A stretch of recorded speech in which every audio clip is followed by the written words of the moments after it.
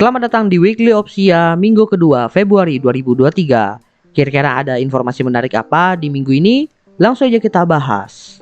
Yang pertama, kabar tidak mengenakan kembali muncul setelah minggu lalu JDID menutup layanannya.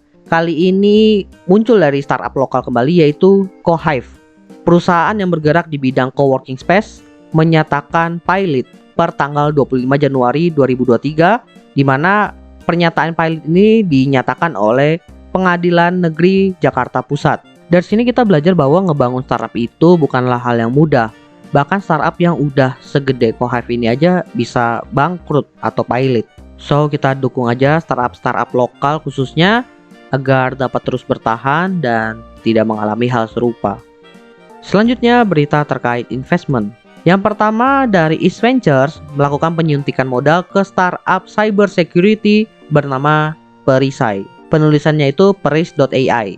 Nominalnya di sini tidak diutarakan berapa, tapi nantinya dana segar ini nantinya akan dialokasikan ke beberapa bagian yang memang menjadi fokus utama dari startup ini, yaitu yang pertama membangun dan meningkatkan platform keamanan cybernya, kedua meningkatkan kemampuan dari kecerdasan buatan dan machine learning, dan yang ketiga membina komunitas peretas atau hacker etis.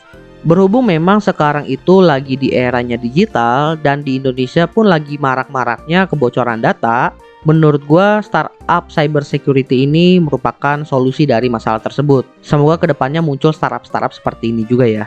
Selanjutnya investment dari perusahaan Telkomsel.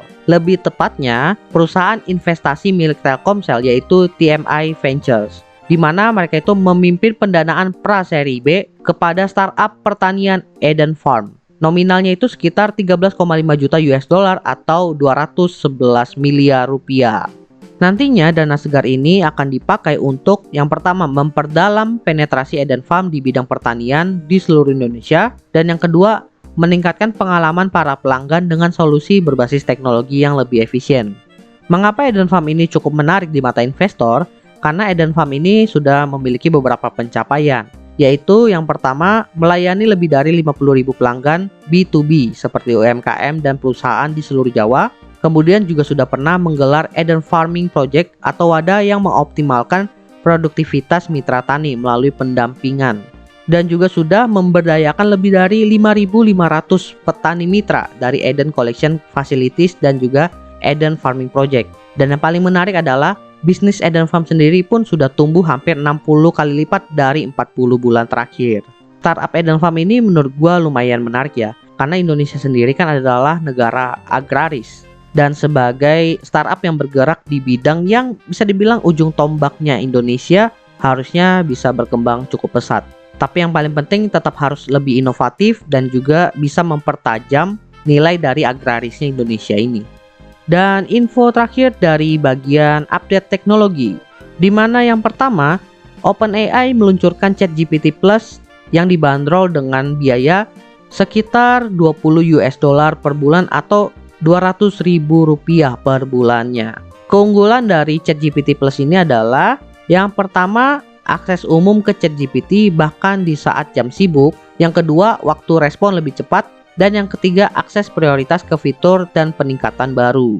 Tapi sayangnya ChatGPT Plus ini baru akan tersedia untuk pelanggan di Amerika Serikat. Jadi di luar itu ya harap-harap aja dalam waktu dekat bakalan diterapkan. Memang udah ada kabar bahwa ChatGPT ini akan berbayar. Bahkan gue udah baca artikel yang memperkirakan nominal ChatGPT Plus ini sekitar 42 US dollar per bulan atau sekitar 600.000 rupiah per bulan. Tapi ternyata lebih rendah. Menurut gua apakah ini worth it? Kalau masalah akses di saat jam sibuk, menurut gua sih kalau untuk kepentingan yang urgent ini sangat membantu. Karena gue lumayan sering ketahan untuk menggunakan ChatGPT ini, terlebih untuk tujuan eksperimen, itu lumayan mengganggu sih. Tapi yang agak kurang menarik di sini adalah akses prioritas ke fitur dan peningkatan baru. Karena di sini tuh nggak dikasih tahu fitur atau peningkatan barunya itu seperti apa, sehingga kan orang bingung apakah ini worth it atau enggak. Secara pribadi kalau fitur baru ini belum diumumin, ChatGPT yang gratis menurut gue masih lebih worth it lah dibandingkan yang berbayar. Lanjut ke berita kedua yaitu dari Netflix. di mana Netflix itu mengumumkan bahwa mereka akan menerapkan fitur anti berbagi password atau kata sandi di Amerika Serikat.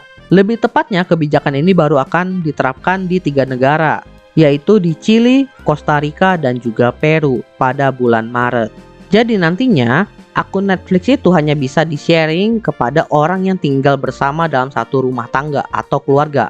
Bagaimana cara Netflix itu membedakan antara keluarga atau bukan? Menurut informasi di sini bahwa Netflix itu akan menggunakan informasi seperti alamat IP, ID perangkat, dan juga aktivitas akun di perangkat yang masuk ke dalam akun untuk melakukan verifikasi terhadap device-nya. Sebenarnya di sini ada penjelasan tentang mekanisme verifikasinya, tapi setelah gua baca, itu mekanismenya lebih mirip OTP ketika kita login ke sebuah aplikasi, which is menurut gua sih kurang efektif ya.